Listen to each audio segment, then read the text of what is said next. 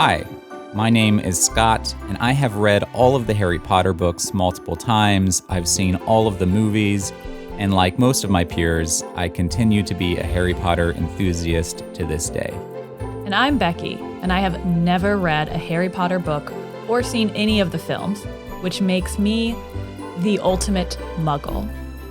Join us as we make our way through each book, section by section, where Becki will make predictions about what she thinks will happen next. And Scott will try to convince me why it's a good series, worth reading, and maybe even worth loving.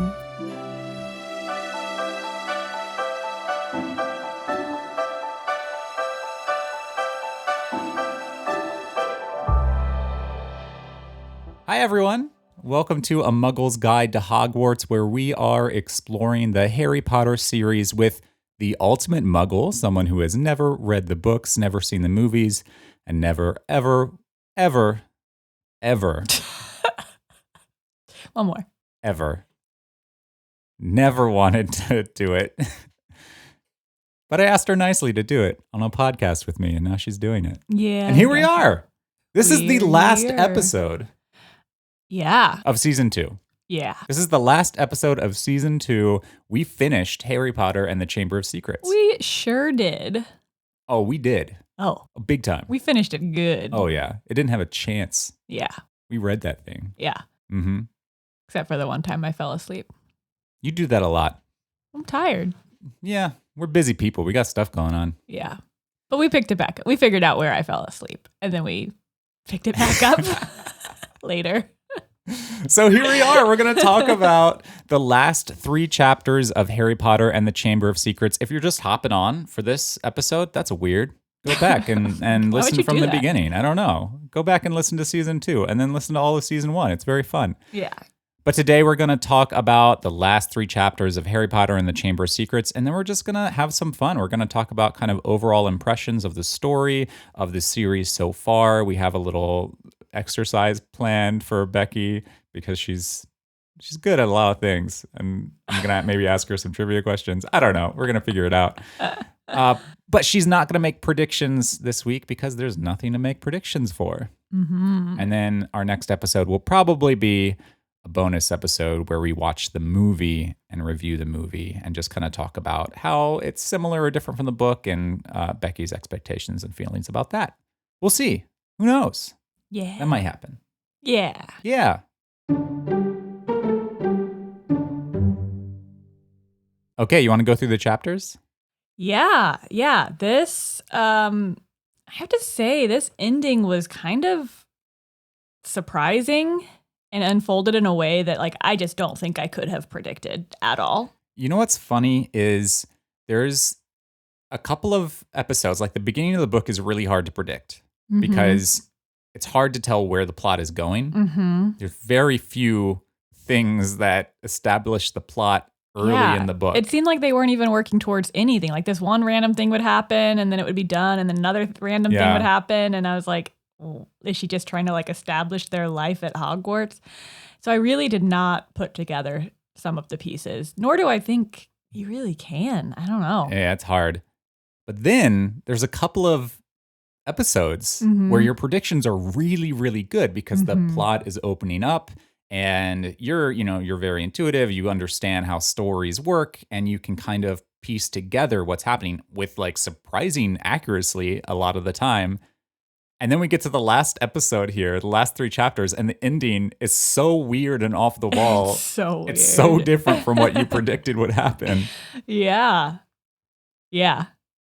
Definitely. I loved your prediction, by the way. Because last episode, we were talking about who you think the monster is and who you think the heir of Slytherin is, and you didn't really have a good, clear idea of who the heir of Slytherin is. But you also had a really cool idea about the monster not being like an actual creature.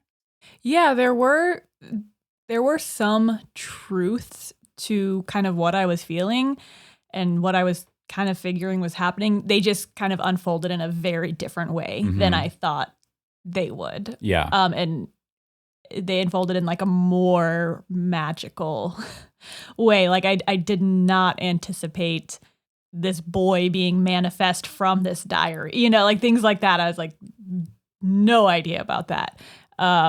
Yeah, that's kind of more of the not a physical kind of monster, more of a manifestation of something, of an emotion or a feeling. Yeah. Well, even how he was saying he got his power from like writing to Ginny, and the more she fed him and like fed on her fears, the more powerful he got. And like that was kind of what I was meaning. Yeah. But it just ended up being a physical manifestation of it.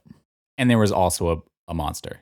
And there was a monster, legit monster, but it also was tied to Voldemort, because I was like, how are they going to bring this back? Like, we haven't even heard of him in a super long time.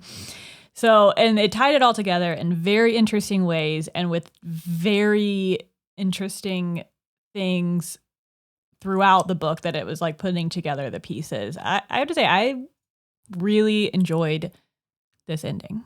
Yeah. Yeah. That's great. Yeah. We kind of got a little ahead of ourselves. So do we want to talk through chapter 16? Yeah. So chapter 16 is called The Chamber of Secrets. Mm-hmm. And that's the name of the book. Sure is. So it's a pretty important chapter. I have a question. Mm-hmm. So we find out that the creature in the chamber is a basilisk. Right. Does that just mean a big snake? Or is that a specific kind of snake? I've never heard that word before. That's a good question. And I was going to ask our resident biologist. I think basilisks exist in like mythology. I think they're like kind of like, a cryptid like creature, but more not really a cryptid. It's more of a mythological creature. So I think the idea of a basilisk has been around for a while, but I don't really know what the established like definition of what a basilisk is. And I think that J.K. Rowling probably took some liberties there and created a monster that she wanted to create based on like an established kind of mythological creature. Gotcha. So there's not like a real category of giant snakes called like the basilisk family or anything? No. Okay. No. I didn't know. Not that I know of, yeah. Yeah, but they were using it in like a super like pedestrian way, like, oh, it must be a basilisk. And they say it a bunch of times. And I was like, is this a normal word? Is this like a British thing? Like, is this a... I don't think so. Okay, yeah, we're still getting ahead of ourselves here, But no, that was my first note from the chapter. Okay. Yeah, they talk about basilisk. Like Harry figures out that it's a basilisk because that's why he's hearing the voice, and it's in the pipes and like. Well, Hermione figures it out, and she wrote it on a note, and it was crumpled in her hand. And when Ron and Harry go and visit her, they find the note crumpled in her hand, and they pull it out, and it's notes on the basilisk. But yeah, so then they put it all together from the note or whatever. But like they just say it like it's a normal word. But they don't know about it until that note. Like they don't know what a basilisk is. What did the note say again? It was a long note from Hermione that... It was a page out of a library book.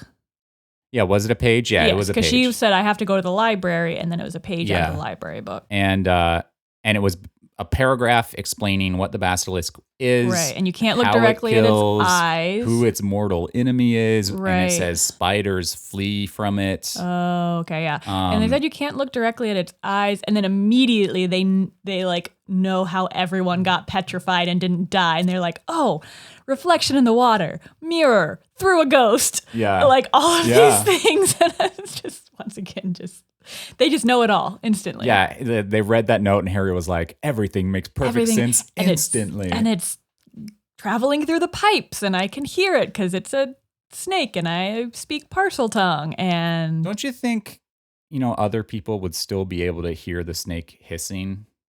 Because Harry communicates with snakes by hissing, right? Like that's the snake language. Would it just sound like hissing pipes though? Would it sound like, I mean, Hogwarts is pretty old. Yeah, maybe right? it's like subtle enough or like deep in the walls enough that people wouldn't think it's anything. Yeah, just like a slight hissing is different than hearing like words. Yeah, fair enough. Okay. Yeah. Okay. Yeah, so that's the basilisk. I don't think it's a thing that exists. I don't think there's like a family of basilisk snakes in biology. But I do think it's been established in mythology for a while, and I think she kind of took some creative liberties for it. Like, I actually don't really know what the real mythological definition of a basilisk is. But it's weird here that she's like, spiders flee from it because they're mortal enemies, and the crow of the rooster kills it. Oh, yeah. Yeah.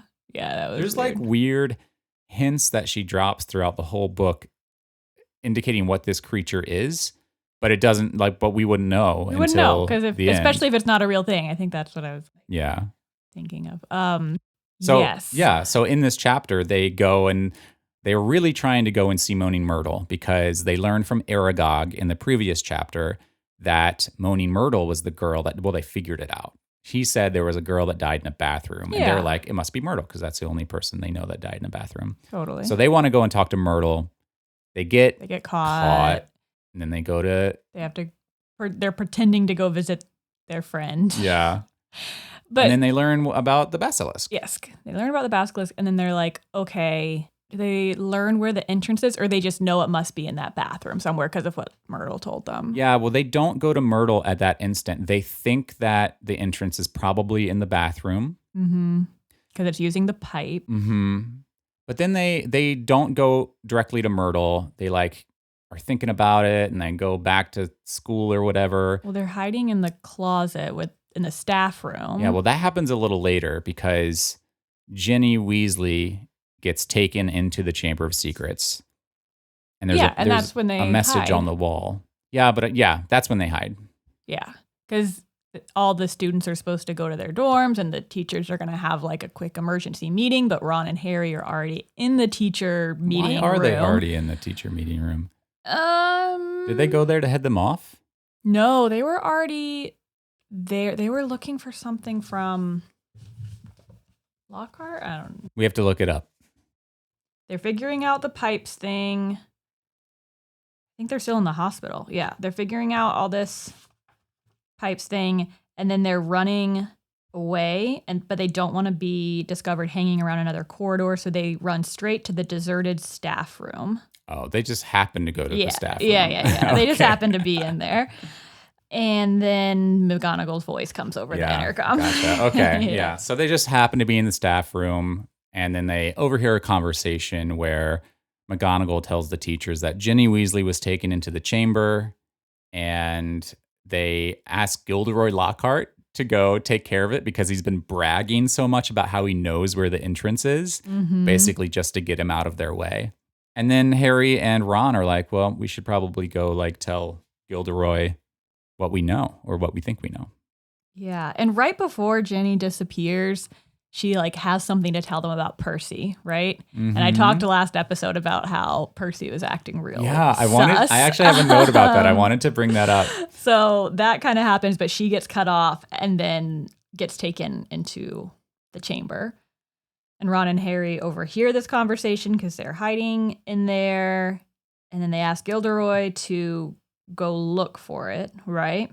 Yes. Well, basically, they want to get him out of the way. So they ask him to go and follow through on what he's been bragging about for so long. So he's like, I'll go get prepared. But then we find him later. Ron and Harry go to him afterwards, and he's clearly trying to pack up and flee because he's a scaredy cat. And he reveals all of his secrets. So this is the big reveal of Gilderoy Lockhart, how he's a complete fraud, and he steals people's stories and erases their memory. Right. And then publishes books. Right, and so he tries to erase Ron and Harry's memory after he reveals this information, but Harry's quick on the draw. That's right. And he Expelliarmus. He disarms Lockhart. Yes. And he Lockhart loses his wand. Taught him to. Yeah. Interesting. And they throw Lockhart's wand out the window. And then they make him go with them to Moaning Myrtle's bathroom. Yeah, why would they want him there? He's dead weight. Good question. Maybe they don't quite know how much dead weight he is yet. But they go to the bathroom. They talk to Myrtle. Myrtle reveals she was killed and she saw a pair of big yellow eyes. Through the mirror. No. She saw it real directly, life. because she died. Because she did. Yeah, that's right. Yes. So that happens. And then they find like a snake engraving on a sink. And she's like, that sink has never worked. And so it's all right there. And then Harry has to figure out how to get it to open up. Mm-hmm. He hisses at it. Right. He just has to imagine it's a real snake. So that is interesting. I bet they do that in a cool way in the movie, if they do that. Oh, well, you'll have to wait. We'll see. And then they slide down the pipe. And then I thought this was funny because once again, they slide down a pipe. And just like the kind of the climax of last book, they're like, we're miles underneath the school. Remember how they like fell miles last time? Yeah. And now they Through slid. The hatch. Yeah. Now they slid miles. And they think miles. They think they're underneath the lake, which is next to the school. Yeah, but I just want, like, just thinking about how far like miles is. Like Mount Everest is like what, 5 miles high? 5, 7, something like that. Something like that. So I don't know. Miles just seems like a long way to slide underneath something, but it's cool. It's fine. Yeah, they're underneath the lake. It's all dark and gross, and they're going through 5.5 miles. Yeah. Is Everest. Mount Everest. Yep. Yeah. So they're down there with Lockhart, and then they're going through a tunnel. Yeah, a gross, slimy tunnel, and they find a old snake skin. Yeah. I want to talk about the snake. Yes. We might be jumping a bit ahead here, but as someone who studied biology, I have a real problem with people that mix up poisonous and venomous. It bothers me so much. That's like huge pet peeve of mine.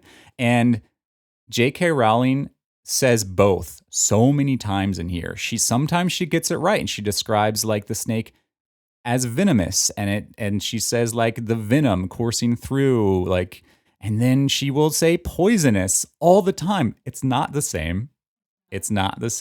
Snakes are venomous. They are not poisonous.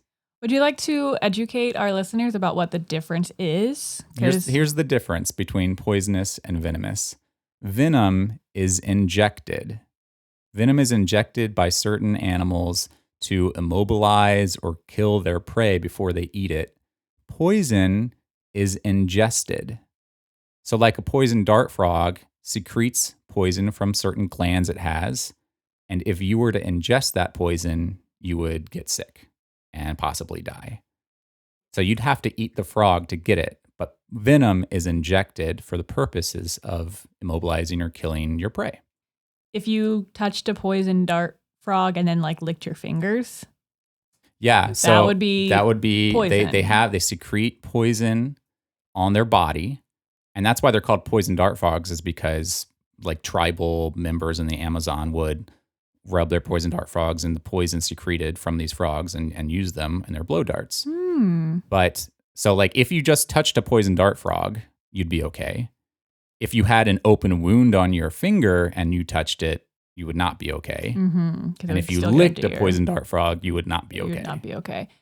Oh, that's interesting though, because about the blow darts you were just saying. So they would use the poison glands and then make the darts, but then that's not being ingested. That's just, I guess it's puncturing and going into the bloodstream. Mm-hmm. Okay. Yeah. Okay. It's kind of turning poison into venom.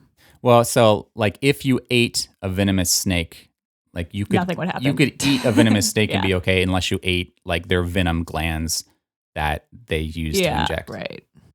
My neighbors caught a snake once and ate it. We're talking a lot about my neighbors on this podcast. You bring them up a lot. Anyway, that's a huge pet peeve of mine. It is. I mean, I'll have to say, I apologize.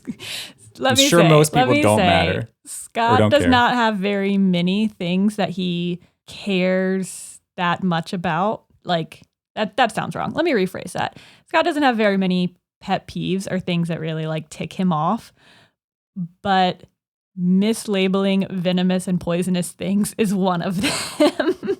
Yes, I hate that with a passion. And someone is going to point out to me that there may be a poisonous snake. There may be like 2 species of poisonous snake that actually exist in the world, but the vast, vast majority of snakes are venomous or non-venomous, and they're not dangerous. Yeah. Oh, this is interesting. So last week we had read about the Ford Anglia in the woods, and we went on our hike and we saw an old rusty car and we thought that was funny. So we talked about it and we posted a picture of it, whatever. This week, yesterday, I guess, we had just read this chapter and went on a hike because we do most weekends, and we saw a big snake. Yeah. A big black, what was it, a rat? It was a black rat snake. Black rat snake.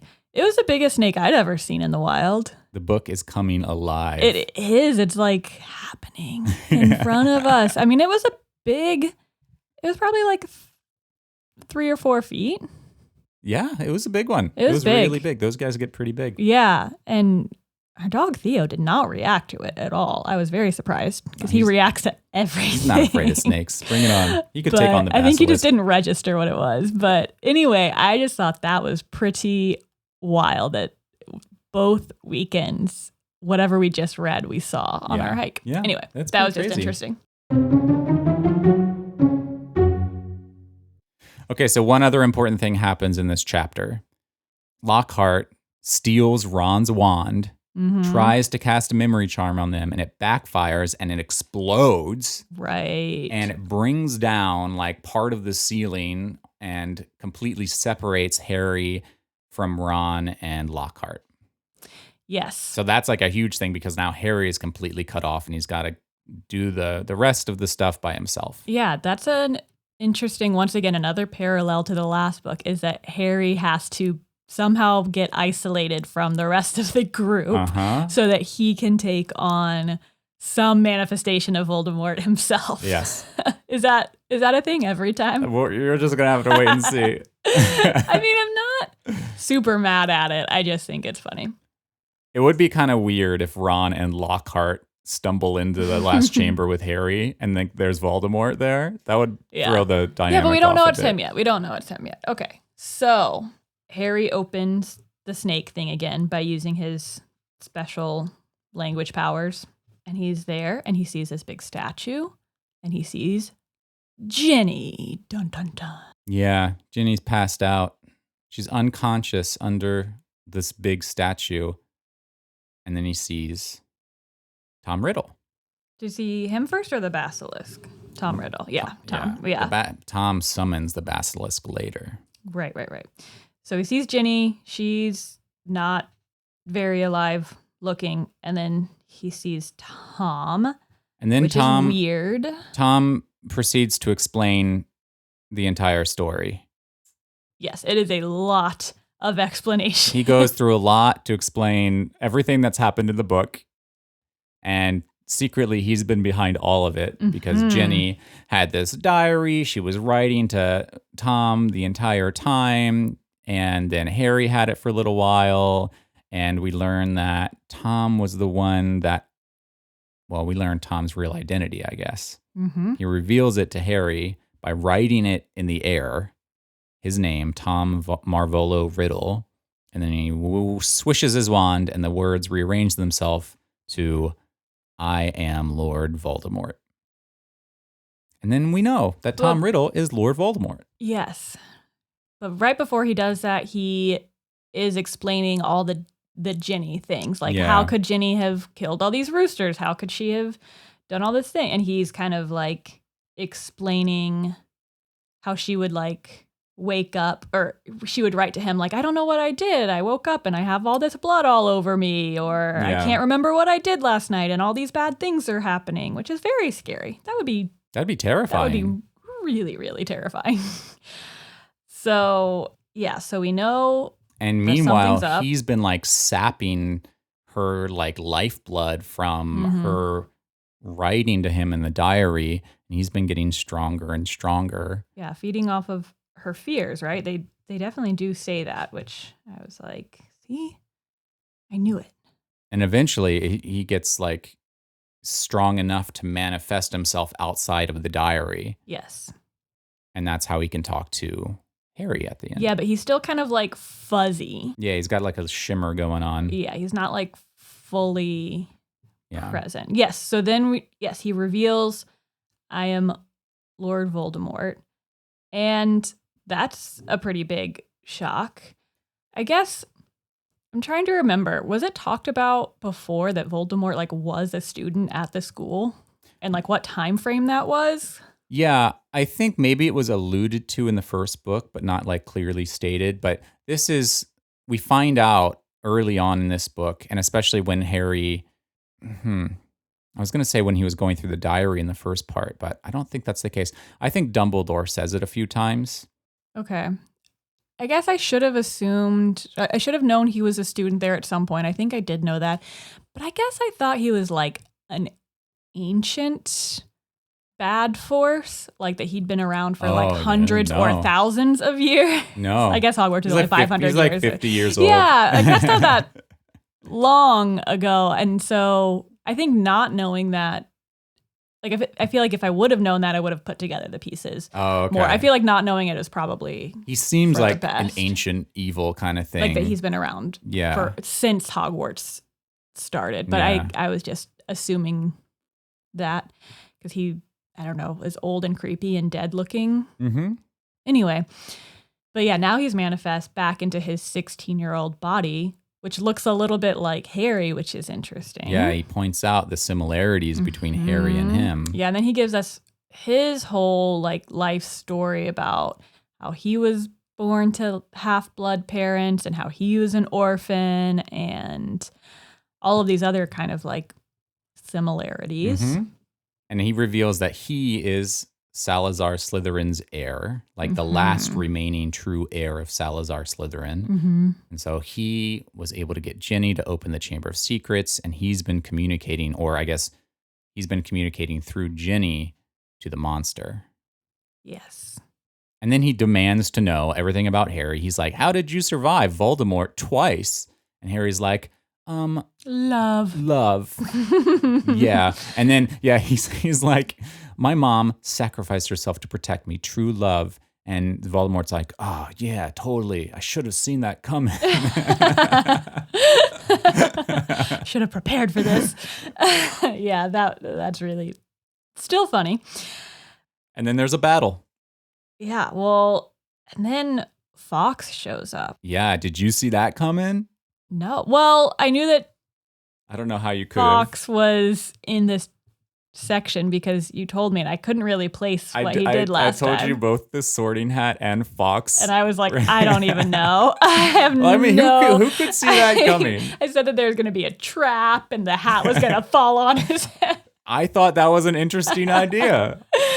No, not that at all. The Phoenix just shows up randomly and brings the hat, which then gives Harry a sword. Yeah, I was like, what are they going to do with this hat? But I didn't realize the hat had other powers besides what we knew already. That's the only time it ever does. Yeah.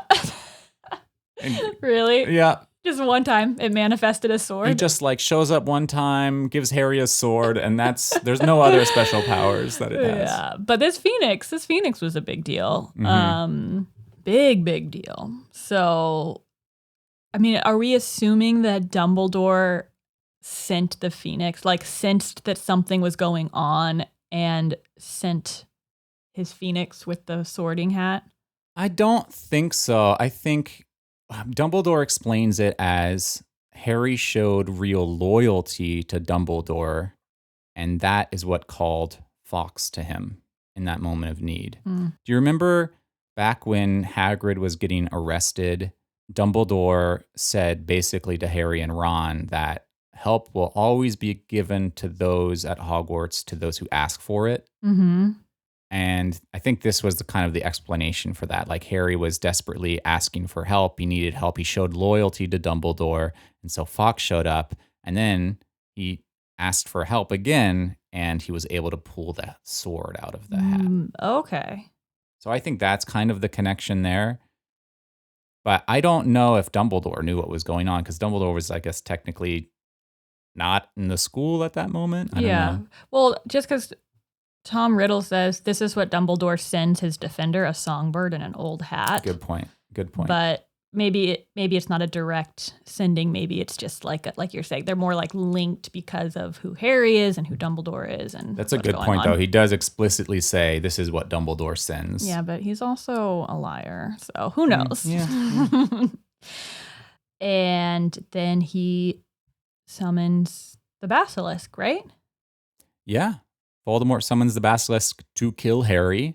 The Fox the Phoenix like pokes out its eyes, like blinds the basilisk so that it can't see, so that Harry can run around and look at it.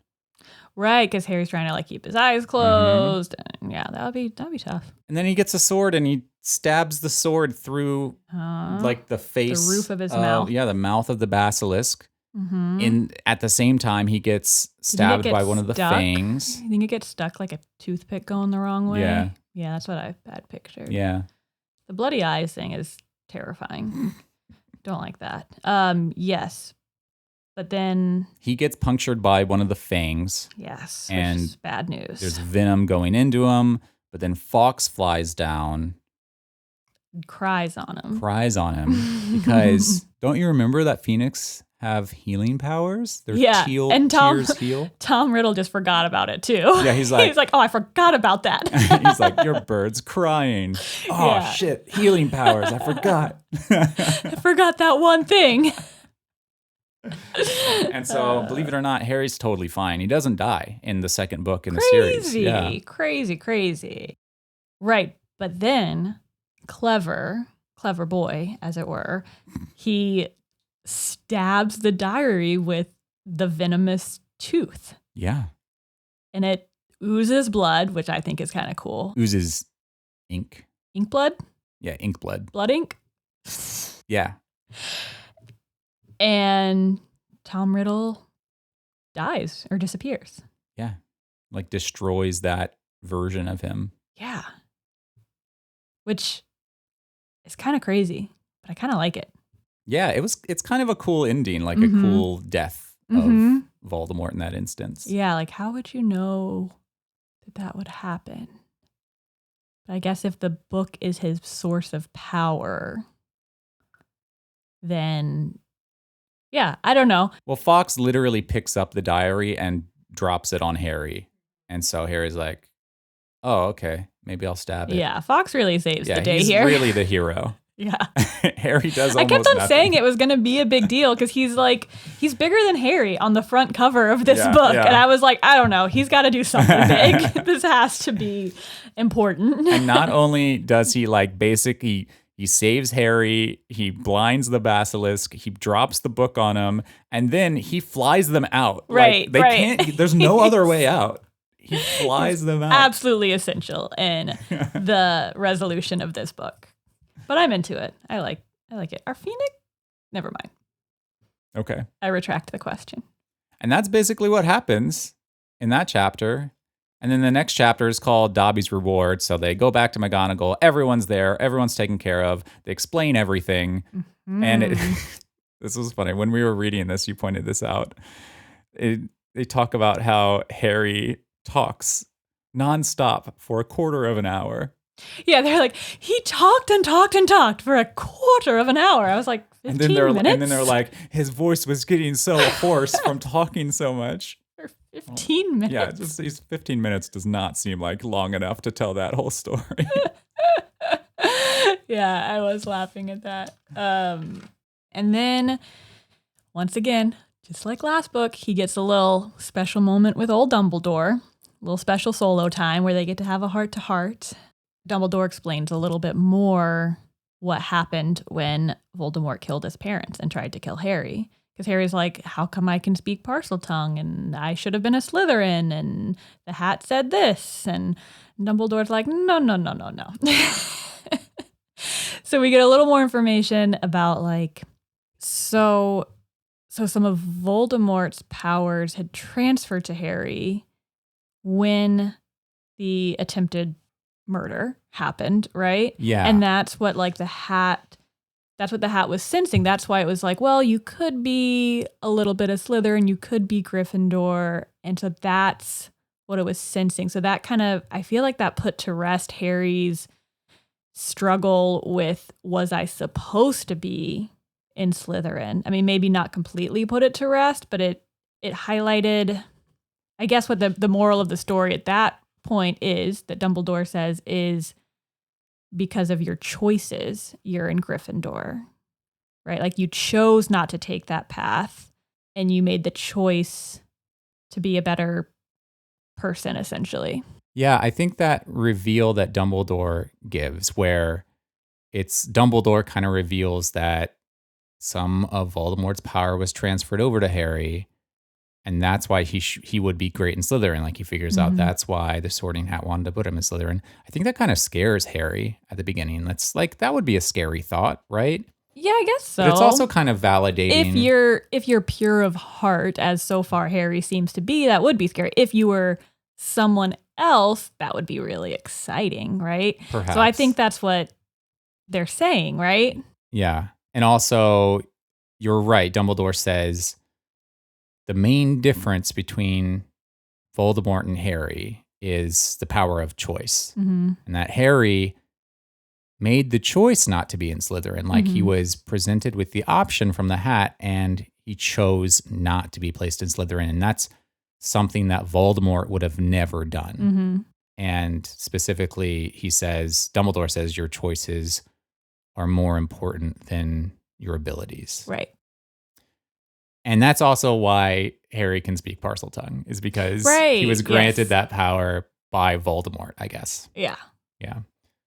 So that's the little Dumbledore Harry moment. Super then cute. In walks Lucius Malfoy with Old Dobby. Old Dobby by his side. And there's this little thing that plays out where Lucius is all mad that they caught the culprit and Dumbledore is back and like. Right, but we find out that Lucius had like coerced the other board members or governors, I guess they're called, to signing the letter. By literally threatening their families. Yeah. He's not a good guy. No, he's not. Also, I want to point out that Dobby is the Malfoy's house elf, which Harry just immediately assumed the very first time he met him in his bedroom, which is like... They're like, who could that elf work for? Must be Lucius Malfoy. Yeah, this whole time I've been like, I bet Dobby is like connected to like someone else, something else, but nope, just the first first thing that came to mind. Yeah, it's not complicated. Yeah, it's not. And he's like running after Lucius and he's like underfoot trying to polish his shoes. And then he does this weird thing where he's like pointing and punching himself in the head. What was the punching in the head he was pointing to Lucius and then like pointing to the diary. Right. And then hitting himself in the head. And that the hitting himself in the head was because he was punishing himself for... Oh, for like tattling? Yeah, for like disobeying. Oh, I thought he was like... knock him out. That's the thing. That's the thing with Dobby is like for this whole book, he's had to punish himself for whenever he disobeys his masters, right? And now we know his masters are horrible, terrible people. And so whenever he interacted with Harry, he was disobeying his masters. But yeah, so he was just trying to tell Harry that Lucius gave Ginny the diary. Yeah, which we did see that moment, right? He like picked up her book and diagonal like pretty quickly. But that's a moment that you don't register until you go back and read it again. Yeah. And you can pick up like that is actually established in the book early on. Yeah, it's like a good mystery novel where like the clues are super like dismissible until you get to the end. Exactly. Yeah. And then they leave, and Harry gets this idea, and so he takes off his sock, and he puts his like slimy sock. It like specifies that the sock is still really gross sock from the chamber or whatever. It's really gross. He takes it off. He puts the diary inside the sock somehow. Okay, how big is this diary? I don't know. And how big is this sock? Or I guess how small is this diary? And how big is this sock? These are some big costuming questions here. I need to know because if I had to do this scene and find, it could be like one of those like really small, like, those like little pocket calendar size things. But I guess I thought it was like more like a moleskin size. Yeah.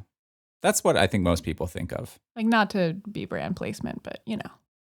But anyway, so he puts the diary in the sock, gives the sock back to Lucius, and Lucius like pulls the sock off the diary and throws it, and Dobby happens to catch it. Yeah. And that is enough to free Dobby. Yes, which is great, and I did predict it. However, it's also odd to me that it was the example they used when he was like, oh, you can't give a house elf any clothes. Masters are scared to even hand him a sock for fear of accidentally freeing them. And I'm like, they had to use the same exact piece of clothing.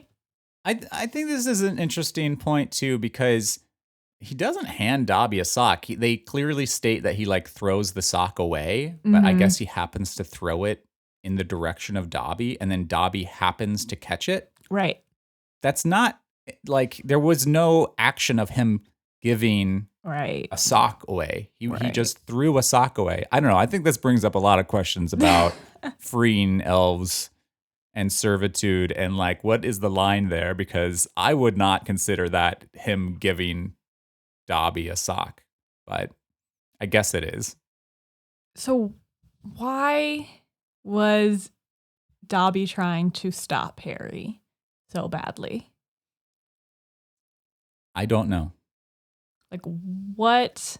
So did Dobby know that Lucius had given Ginny the diary? Well, he shows up before that happens in Harry's house. Remember, Dobby shows up at the very beginning of summer. And he's holding back all of his letters from his friends even before that. Before they go shopping. So he must know that Lucius is planning on doing that, like planning on opening the chamber in some way. And so his instinct is, even though he's never met Harry, never talked to him before, his instinct is to try and save Harry's life, because I guess the purpose of opening the chamber is for Harry to die? I don't know. He's not a mudblood. That's a weird one. Isn't he a half-blood, though? He's a half-blood. Yeah. So, but he's not a pure blood. He's not a pure blood. But he's a half-blood. Yeah. Maybe Slytherin was against half-bloods, too. Yeah. I guess that makes sense. So his instinct was to warn Harry about some impending danger happening. And he probably, I guess he heard all about kind of Lucius' plans. And then so he kind of shows up periodically to try and get Harry to leave or like incapacitate him in some way so he'll be sent away. Yeah. Yeah.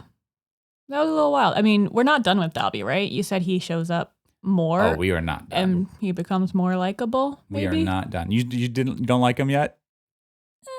I'm glad he's free and hopefully not gonna be hurting himself or. Oh my goodness. The whole house elf journey is just beginning. Really? Oh yeah. Okay. All right. That was it. The end. Then they go back for summer. Don't forget that Dumbledore also gives Ron and Harry 200 house points each, so they easily win the House Cup again. Yeah. That was nice. I forgot about that. That was nice of him. Yeah, and then they have a big feast like in the middle of the night, which is kind of cool. Yeah, in their pajamas. Yeah, pajama party. And then Harry gives Ron and Hermione his phone number so they can call. Oh yeah, that's why. Yeah. Don't they have some more magic way? Well, I guess they're not supposed to use magic. Yeah. Okay. Yeah, I was like, just call me. And that's the end of the book. That's it. Yay! Woohoo! We did it. 2 books down. All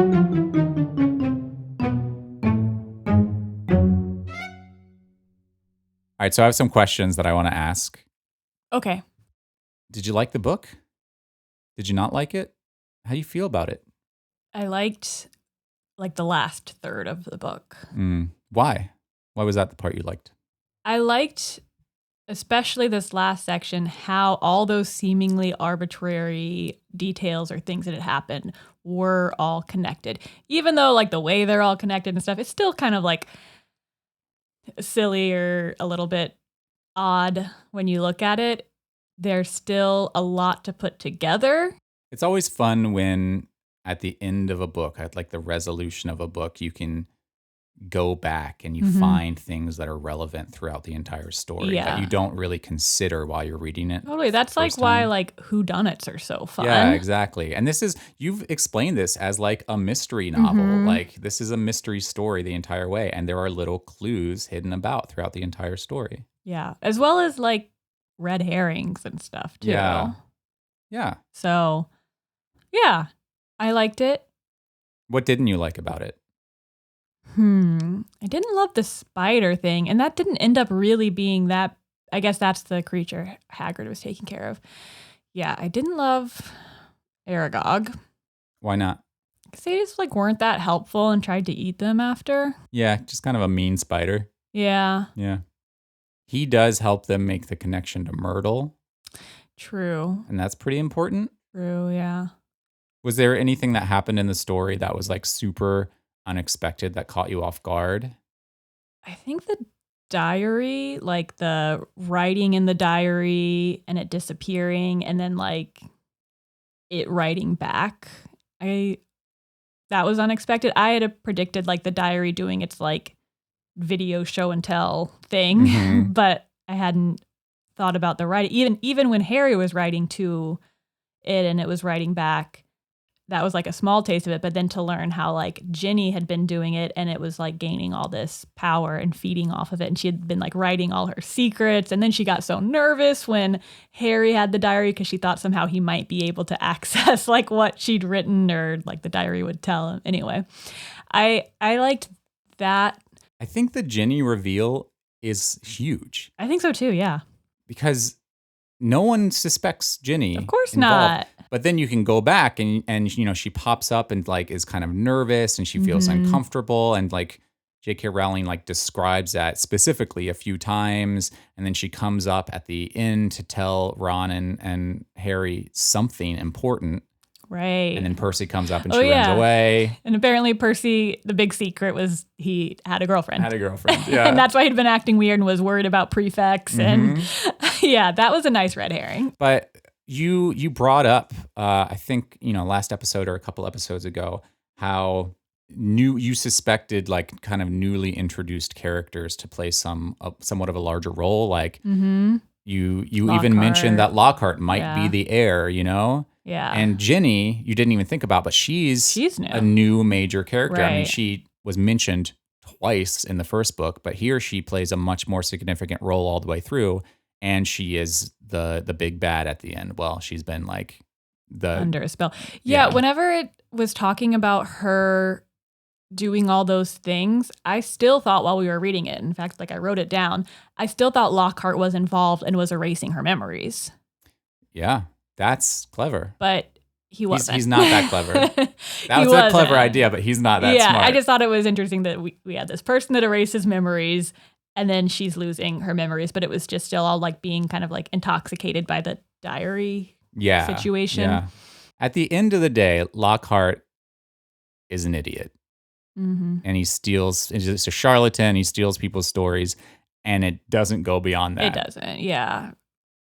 So I think my favorite part of the book was this book being kind of a character in and of itself.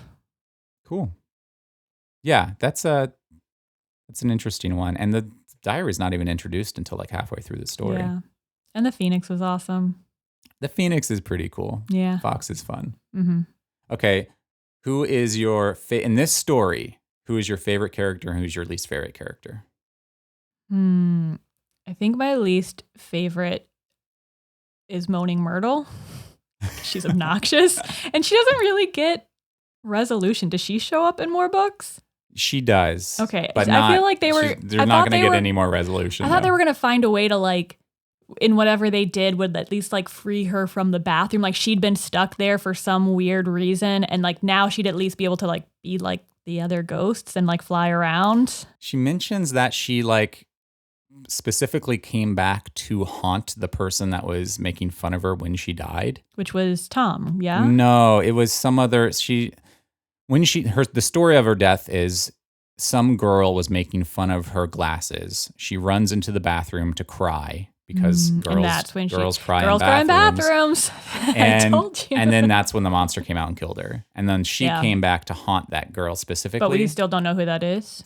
It's unimportant. It's was unimportant. Okay. something Hornby is the name. Not important. Okay. My favorite character. I'm trying to think who. I mean, can Fox be my favorite character? Sure, yeah. Fox is my favorite character. Yeah, Fox is awesome. Yeah. And Fox comes back again and again as well. I had a thought about Fox. Yeah. That it's spelled like Guy Fawkes. Interesting. Yeah, it's Fawkes. Mm-hmm. Yeah. And I wondered if there was a parallel because phoenixes explode and come back to life. And maybe. Is he named after Guy Fawkes? We know that J.K. Rowling is not subtle with her names at all. Sure not. Maybe. Yeah. That's a really good thought. He was a bad guy, but he did explode stuff. Do any of you guys listening know what the origin of Fox's name is? Is that what it is? Because that would be really cool. Do a little research about it. Yeah, that'd be awesome. That's probably my favorite and least favorite character. Those are good ones. Last question is, what are your thoughts overall? You've read the first story. You've read the second one. How do you feel overall about the series? Do you want to keep going? Are you getting more into it? I think I am getting a little more into it. Like I was more excited to read these chapters than I was the first book. Mm-hmm. And I can already tell that the books are growing up a little bit. Like this one is a little darker and a little more intense than the last one that was mostly silly and fun. Yeah. So I can already see a little bit of that. And so I think I will continue to enjoy more. And I've heard that the third one is like maybe one of the best ones. So and I know it has something to do with time travel, and you and I both love time travel stories. So I'd say like I'm more excited to read the third one than either one or two at all. The third book is considered by many to be the best book in the series. And it has a cool name too. What's it called? It's Harry Potter and the Prisoner of Azkaban. Azkaban reminds me of Arkham's Asylum. Yeah. And Batman. Yeah, it's considered by many to be the best one. And I'm glad you're liking it. I'm glad you're getting more on board. Getting there. I was probably like a 5 out of 10 after the last one. I was probably like right in the middle. Yeah. And now I think I might be closer to like a 7. I think that's kind of how these books work. I think, like I've always said, that I think the first book was kind of written as a standalone. I think this book was written as a standalone. And then the third book is where it's like the series picks up. You can tell that J.K. Rowling was starting to think about how they're actually going to come together and how it's going to end. Mm-hmm. And so this is, I think, the third book is the start of the actual kind of journey for Harry and his friends at this point. Great. Yeah. Cool.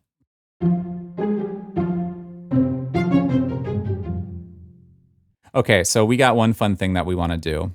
This is going to be really tough for Becki, but because J.K. Rowling has been doing these things with names, and because in this book specifically, there's a very important anagram in Tom Riddle revealing that he's a Lord Voldemort.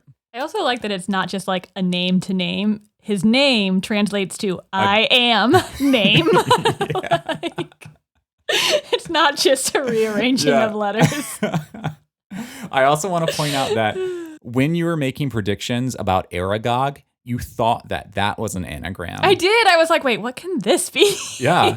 And when you said that, I was like, oh my God, what if she predicts that Tom Riddle's name is an anagram? Well, they did it cleverly by making it initials, T.M. Riddle. Mm-hmm. Like you don't really think anything, but then if you see the whole thing, you're like, strange. Yeah, and it's a weird, like Marvolo's a weird name, and yes. Anyway, so I put together some anagrams, and when I say that is I wrote things out and put them through an anagram like website, and they generated anagrams for a couple of Harry Potter specific things for Chamber of Secrets.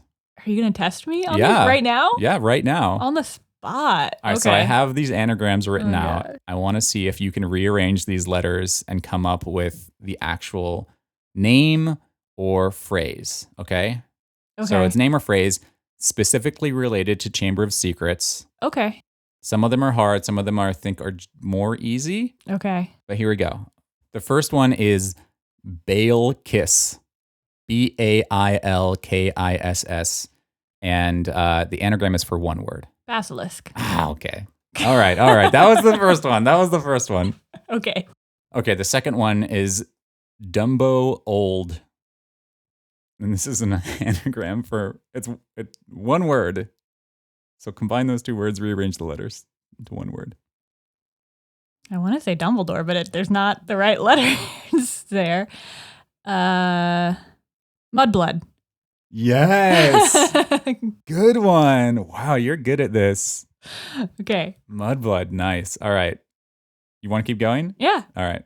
The next one is Howl Owl Wimping. Whomping Willow. Damn it. All right. Good luck on this one. Flowerpot Shields. Oh, gosh. How'd you get Whomping Willow? Okay, I guess Wimping it says and Whomping. Wimping in it. All right, okay, Flowerpot Shields. Hold on. I can do it. Flowerpot. No. This is a hard one. Mm-hmm. Are the other ones harder than this? I think this is the hardest one. There's one more after this, and it's pretty hard, but this one I think is the hardest one. Okay, give me a second. Flowerpot Shields. 3 words. Okay, I'm going to have to skip this one and come back to it. You want to come back to it? Yeah. Okay. We'll come back to Flowerpot Shields. The last one I have is Dragon Fail. Dragon Fail, 2 words. Okay.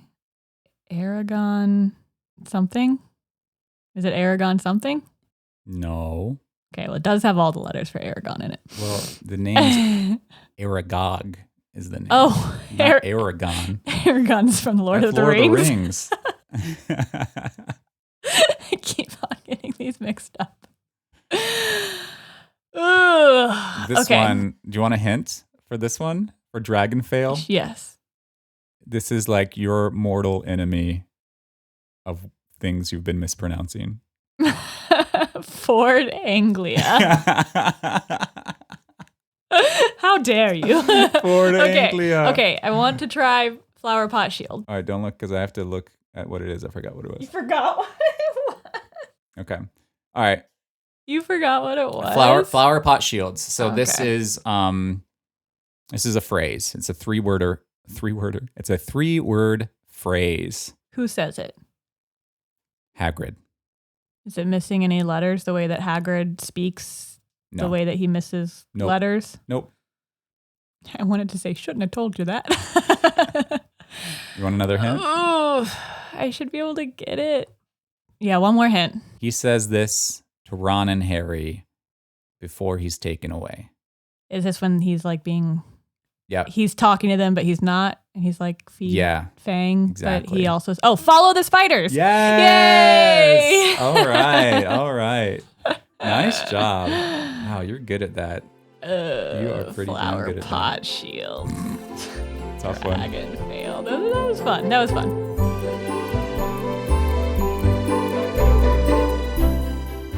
Thanks, everyone. Thanks for listening to Season 2 as we went through Harry Potter and the Chamber of Secrets. We had a ton of fun doing this, and we hope that you did too.